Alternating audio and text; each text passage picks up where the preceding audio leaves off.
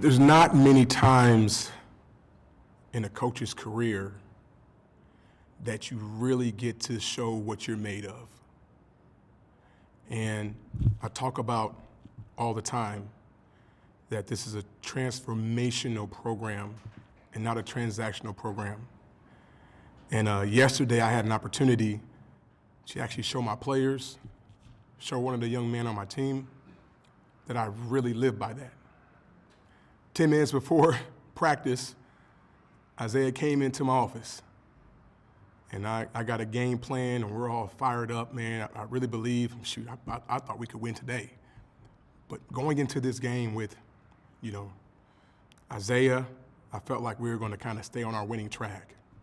Last time he didn't play, it was obviously Bradley, and, you guys remember that game. But he walks in my office, and he's just like, Coach, I'm divided. He was like, I want to play, but I want to be there for my family.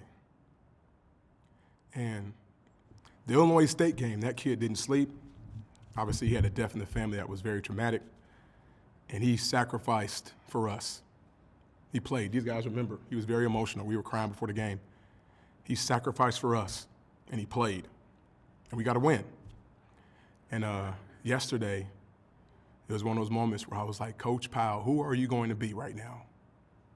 Because I could have convinced that young man to play this game today. And I'm not saying I'm a perfect coach, but the right thing was to tell him, no, you go be with your family. Your mama needs you. You've sacrificed enough for this team. You go be with your family. And it was pretty cool because that was an opportunity where I got to show who I really am when my back's against the wall. And I got to show these players, when we say family, it's not cliche here.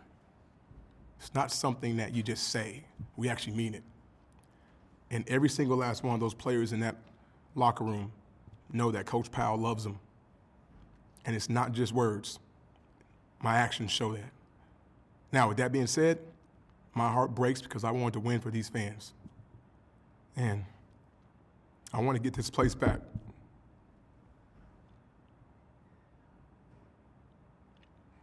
I want to get this place back to winning. This city deserves it. But right now, it's a challenge. We're going to keep fighting.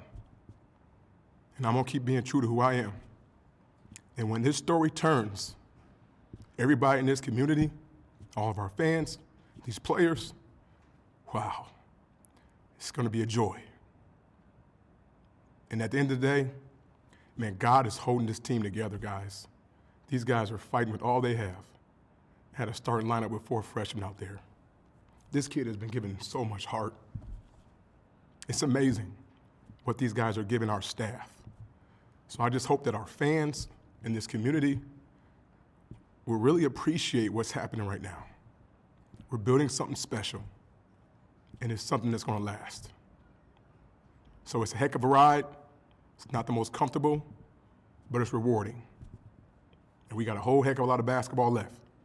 So when we get Isaiah back, I can't wait for this next game we got to play come next week. For either of the players, we'll start with you guys, sticking to the family point, thinking of Isaiah right now. Can you talk a little bit about your relationships you guys have built within the team so far this season and what that's kind of meant to you this year? Isaiah was one of the first recruits we had. I think April or May, Coach brought him in. And then, since then, before he even committed, we were in touch and stuff like that. And then he committed, and then me and him were, battling in the summer. And then with them starting backcourt, and then we just developed a good relationship where he's one of the closest guys I'm with, I think, off the court. So we're all feeling for him. We're playing with our hearts on our sleeve for him. We know what he's going through. So, yeah, our relationship is good. And Coach Powell, for you, talking about the freshman performance today, going against a team who's seasoned, experienced, very physical, what can you say about that group and how they performed on the court today against this team? I'm proud of them, man. I mean, you see me on the sidelines. I'm so passionate, and they'll tell you that, man. I coach them hard, but I can do that because they know how much I care about them. But truth be told, I'm extremely proud of them. There's no other team in the country that's playing the freshmen that we're playing. I mean, it's not happening right now, and I knew it was going to be a struggle. But to be honest, man, the grit that these guys are showing, I mean, the toughness that Jahari is showing, I mean, he's going to put some weight on this summer. But man, he's going in the paint, getting fouled, getting N1s.